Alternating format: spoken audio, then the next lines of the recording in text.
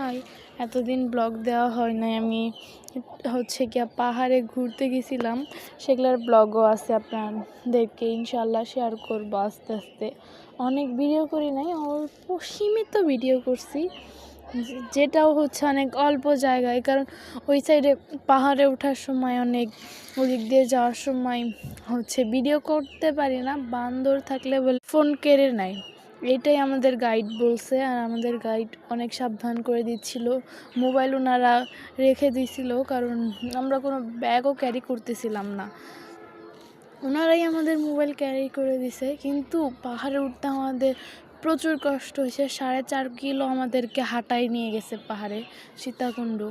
কারা কারা সীতাকুণ্ড পাহাড়ে থাকো, মানে আমার একটা চিন্তাধারা যে যারা হচ্ছে ঝুম চাষ করে নিচ থেকে এসে একদম পাহাড়ে, তারা প্রতিদিন কিভাবে এতটা, মানে ওনাদের